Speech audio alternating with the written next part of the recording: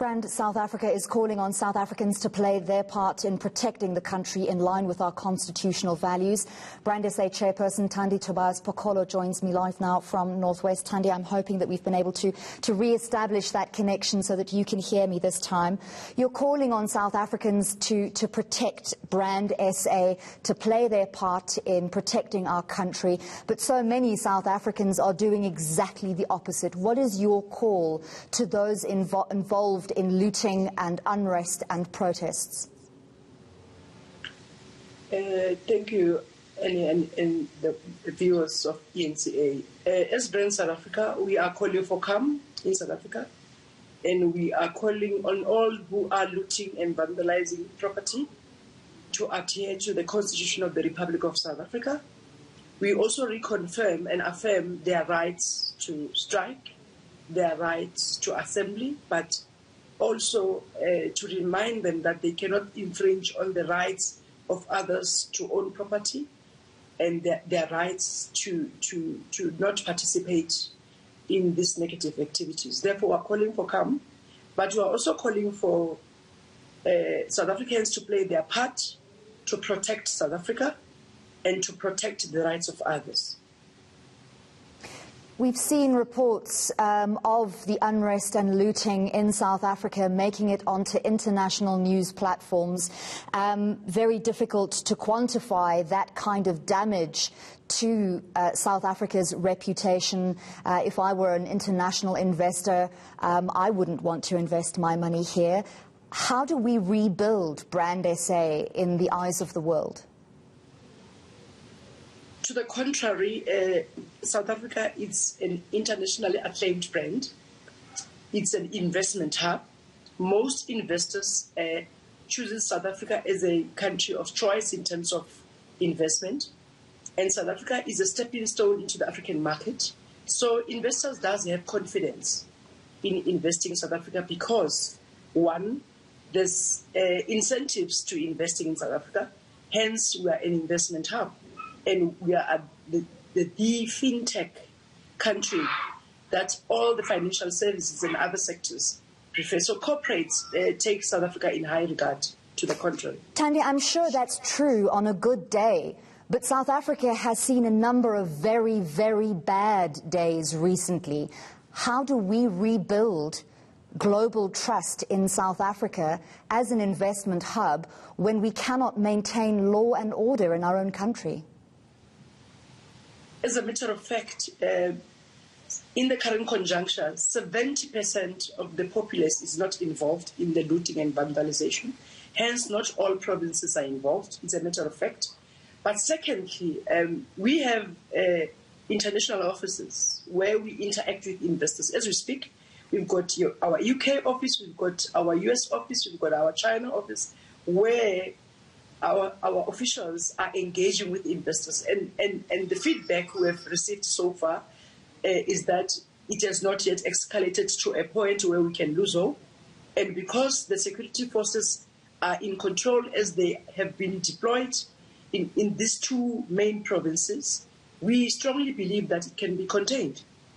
We have not yet arrived at a stage where we can say investors have said they cannot focus. Say, yes, this matter has raised international attention because of how we report matters. Of course, these scenes are not unique to South Africa. We've seen similar scenes of looting in other parts of the world, especially in the past 18 months amid the COVID-19 pandemic. How do we reposition BrandSA to deal with acknowledging, firstly, the societal problems that we have, the political issues that perhaps sparked this unrest, but to reposition ourselves to say to the globe, we are aware of our issues, we are dealing with them, and we're taking them head on? It doesn't seem to me that politicians, that ministers are doing that at the moment. Perhaps it's just a sort of a general feeling of malaise and hopelessness amongst many of us, but I'm sure that my emotions are not unique and that they may be echoed amongst South Africans. Yes, if you remember, there was an investment drive led by the president at some point with ministers, and I'm hoping for the same. We will also embark on the same as Brand South Africa, where we will call investors and have a roundtable to be able to explain the situation in South Africa And of course, South Africa is a unique a democracy where people actually are bold and are emboldened by a democratic dispensation. Therefore, to us, it has always been citizens experiencing their rights, but this time around in a different manner, where it's contrary to what South Africans always do, because the South African government is stamping on corruption, something that investors themselves has raised. And the South African government is firm and continues to be firm to deal with it. This response, however, has created an opportune moment to discuss the economic commanding heights in the long run, so that we can be able to talk about the programs that government is going to implement. For instance, the government has taken a view on the promotion of localization, small business development, regional integration, continental free trade area. It has spoken about fiscal stability. It has put a stimulus package, and therefore we're going to see people benefiting. And just a snippet of what's going to happen. For instance, 700 billion rands has been allocated over 10 years to create business. 340 billion has been invested in different sectors: energy, water, transportation, and so forth. And we have also seen an amount of 100 billion that is already being deployed in our SDZ as we speak. So by 2022, there's going to be 11.8 megawatts of energy and solar and wind energy that's going to be invested upon, which is going to create massive employment.